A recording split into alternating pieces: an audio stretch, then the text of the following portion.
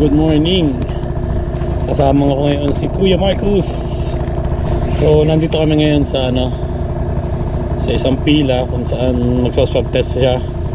Kasi may nag-positive sa school nila, dalawa yata. And kailangan niya mag-swab test para malaman kung positive din siya o negative. So ako kakatapos lang ng isang araw. Salamat naman sa Diyos kasi negative ako. So ang problema ngayon, sobrang haba ng pila. Inaabot kami ng pilang mahaba. Ayun gagawin namin ngayon, mag-iintay. Sana mabilis lang. So dito si Kuya, ayan, andyan siya. Naka-scooter lang kami para mas mabilis. So ayan, hintayin muna namin ang aming pagsa-swab test. Ciao! So ayun, nakapila na si Marcos. Nakita kami ng mga nagche-check na naka-scooter kami. So pinauna na kami. And si Marcos tinetest na. And sana lumabas agad yung resulta kasi si Marcos ilang araw nang nasa bahay. Ilang araw na siya naka-quarantine. Siguro may 2 linggo na. So gustong gusto niya nang lumabas. Inip na siya sa bahay. So at least sana negative siya. Sana lumabas agad yung resulta. So ayun, hinihintay ko siya dito ngayon sa labas.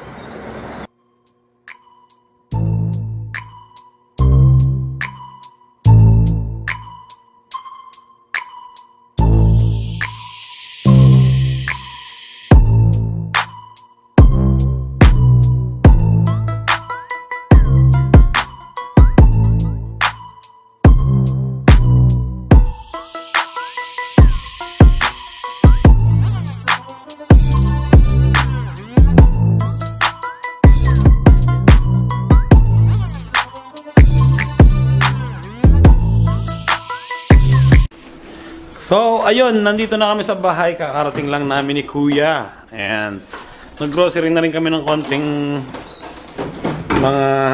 yung mga wala dito sa bahay. Kasi ubos na yung namin.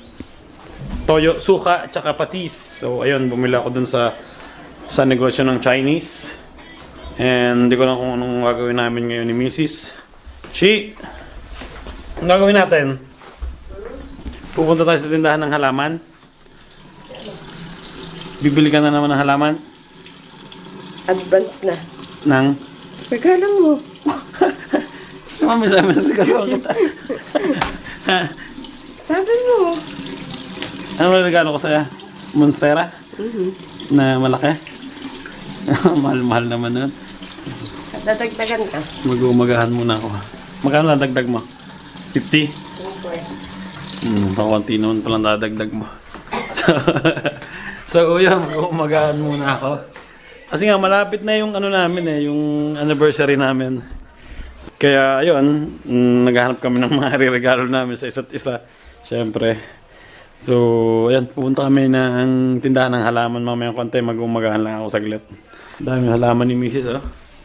Yan, nagawa kami nung butas sa taas. Tapos sinabit namin yung 2 halaman. Yan. So ayun, gising na rin si Sebastian! Kumusta? Yana. Ito pala Tagalog? Nasaan ang kuya mo? Hindi siya marunong mag-Tagalog. So ayun, kakain na ako ng umagahan para makalis na kami. Ciao!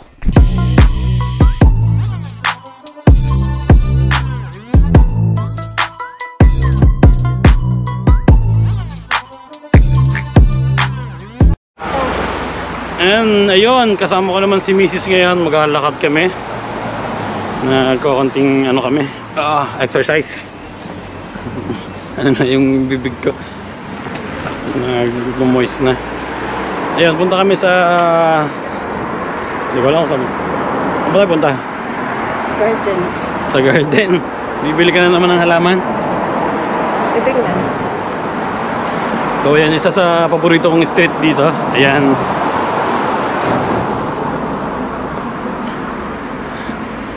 Yan. Kasi puro siya yung graffiti. Sarap ditong mag photoshoot. Okay na okay dito yung mga photoshoot. Okay din dito mag-video. Maganda ng graffiti, oh, ang dami. Yan. Ay. Medyo mataas-taas yung lalakarin namin ngayon. Kaya good luck sa atin. Init. Gusto mo dumaan sa taas? Then, sa taas. Dun sa ano, tulay? Aha. Paano? Saan? Diyan.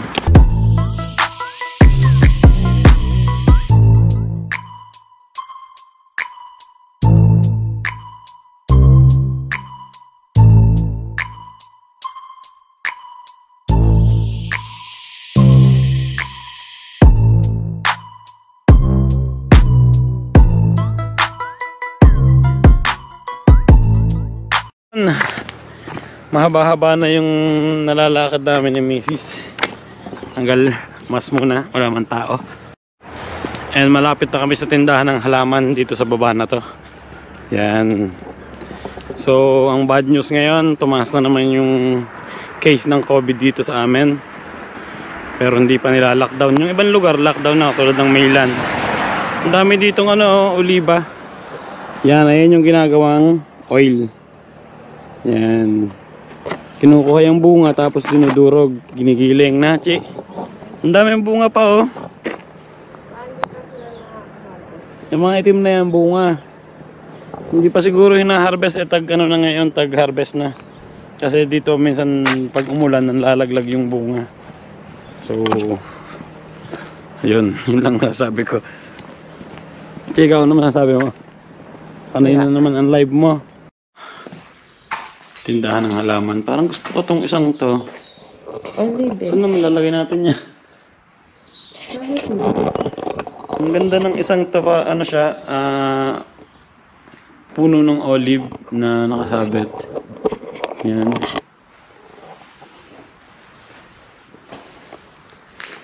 Ang daming bulaklak. So, yun dito sa parting to wala na. Dito puro halaman, yun ang maganda. Sobrang saya na naman ni Mrs. Tingnan niyo ang mukha.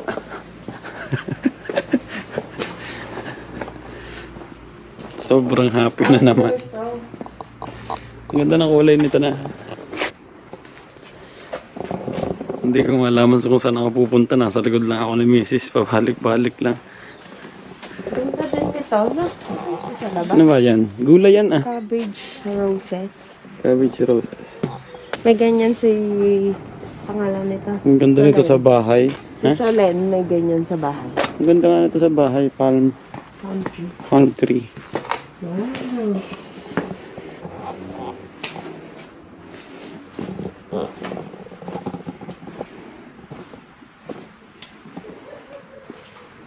Sige, ganda nito. Ano tong halaman na to? Pero niya, kalahin na sa atin. Ah, pero hindi siya bilog na. Hindi. Yan. Magkano dito? Si mag-vlog ka na. 16. 16 euros. Ito maganda rin ah. Ito mukhang mabilis pa damihin. Mukhang nagugustuhan ko rin maghalaman eh. Gawa ng nakaka-relax kasi pag naghahalaman si Mrs. Pag nakaupo ako sa sala, tapos madaming halaman, parang feeling ko nasa gubat lang yon. Nakaka-relax. Ito maganda, pink tsaka white. Ganda rin na. Ah. Monstera. Ito ang liliit ng monstera na to. Yun ah, monstera. 5 euro. 5 euro ang isa. Parang iba itsura, no? Hindi ka tulad sa akin. Lalaki yan ang ganun kalalaki yung ano.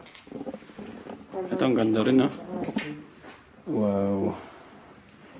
Ito yung nasa labas, Chi, ah. Parang banana bata. Banana to, ano? Oo nga, banana. Oh. Banana. 12 euros ang banana dito. Ayan. Ang ganda nito, kalateya. Wow. Ano yan? Ano ba yan? Parang yung ano no, yung sungay ng deer. Ito na naman kami. Sa sobrang laking monstera na yun. Ito yung monstera. Sobrang laki na sinasabi ko. Amo po, pag nakapulot Yan. ka ng isang ano, napapasubay mo yun. Ang ganda nito, oh.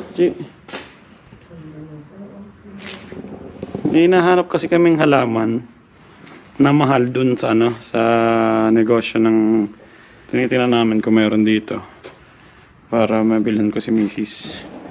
Pero mukhang wala eh, yung parang heart siya na maliliit, pansabit sa kisame. So, ayun. Walang bibig. Ang gaganda, oh. Ito yung isang iniisip ko na regalo kay Mrs. Bili mo na ako. sa anniversary namin. Bili mo na ako ngayon. Monstera. How much? 25. Ang pipiliin mo yung, katulad nito, pwede na ilipat to na. No, guarda ko Ha? ito. Malalaki na ang dahan, oh. Ito nga, pwede na ilipat dahil meron na siyang ugat. Oh, guarda ko ito. Yan. Gusto mo ba yan sa Ngayon na. anniversary? Huwag naman ngayon, wala sa natin sasakayan. Bibitin ko. Ang bigat-bigat. Pero tatlo yung ano, yung na ilalim. Ganda na ng dahon. May butas-butas na, oh. No, Ito, maganda na to. etong parang naipit na. Parang naipit na tong isang ito. Nasaan? Ugat. Guarda ang ugat. Nagwawala na ang ugat. Ito ang gusto kong pan-display. Konti lang yung paso, tapos ang laki ng dahon. Magkano to? Ba? Yan silang yata to. Mura lang to. Tapos may ano na rin siya, baby.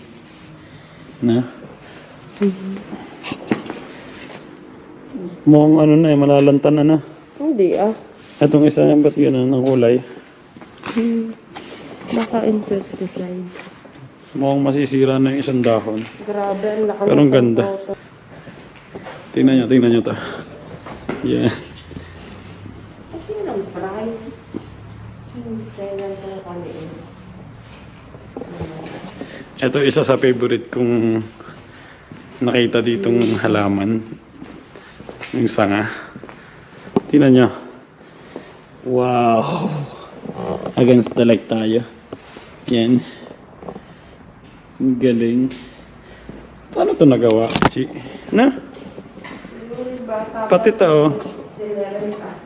Ang galing, oh. Wow! Ang gagaling. Paano kaya nagagawa yung mga ganung ano? Ito meron ditong isang cactus. Yan. Chia, may cactus dito. Andito na kami sa mga gandang halaman na naman. Unang-una na to. Yan. Ang laki na. Ito pa yung isang mahal. Ano nakita mo? Tinitingnan ko yung mabuti. Pero wala ditong millions, mother of millions. Dito na yung uliba. Sobrang liit. Bonsai siya. Ang daming bunga. Yan pero kinakain ng insekto. No? May monstera rin dito. Mas mura yung monstera dito. Mas mahal. Mas mahal to na. Bakit pagdating dito, mas mahal? Mas mahal dito kaysa doon sa loob. So, time check. 9:19 na. So, ayan, nagpe-prepare na kami ng aming iinumin ngayong araw na to. Bumili kami ng Corona. Ayan. Tapos ang iinumin ko ay Prosecco. Pero bumili ako kanina ng isang vodka. Nakita ko kanina, nag-sale siya. Pero hindi ko muna siguro iinumin kasi mahina naman kasi uminom si Mrs. Ayan na. Wow. Meron siyang pring tagayan. Hindi man tagayan yung parang pang cocktail. Ito, yung basong maliit na pang sukat. So, ayan. Ang inumin ko ngayon ay Itong Prosecco, hindi ko lang kung anong tawag nito sa Pilipinas, Tagalog. Yan, na si Mrs. ang iinumin niya ay Corona. Hindi naman kasi kami makapagala, hindi kami makapunta sa ibang bahay ng mga Pilipino kasi nga may curfew na dito. Hanggang 10 lang pwedeng lumabas. So, yan. Malapit nang mag-10. Kailangan nasa bahay na. So, ayun, pinili namin mag-inom na lang kami dalawa dito sa bahay. Lalabas na lang siguro kami pagtapos na yung curfew. So, ang oras ng curfew dito na alas 10 hanggang alas 5 ng umaga na. Yun, ganun yung curfew dito. Hindi pwedeng lumabas hanggang alas 5 ng umaga. Hindi ko lang kung magkano multa, pero okay na rin yun. Madami kasi ang mga case ng dito ng corona virus. So, ayun, nag-inom na kami ni Mrs. and nakagawa na si Mrs. ng pulutan namin, no? Wow! Olive, cheese, and rice crackers. Ayan, ako nagkakarat. So, yun, maghihiwa muna ako ng lemon para panlagay sa loob ng Corona. Yun ang gagawin ko. So, ayun, dito ko natatapusin yung vlog namin for today. Sobrang saya nung nangyari sa amin. Kahit kami lang 4 ang magkakasama ngayong araw na to. And sana, syempre, negative yung resulta ni Kuya kasi hindi pa lumalabas. Mabukas pa ng umaga. And sigurado naman na negative siya kasi hindi naman siya nagkakasakit. Ang problema lang, bawal lumabas kasi pag nakita siya ng mga gumagalang parang doktor yata yun. Na nakita siya na nagagala, pwede siyang mamultahan ng malaking pera. So, hindi pala sila. Kami dalawa ni Miss mamultahan. Baka makulong pa kami. So, ayan. Dito na natapusin ang aming vlog. Paano Hi, ba? Chi. Ganito lang, no? And next time na lang. Salamat sa panonood and good night. Ciao.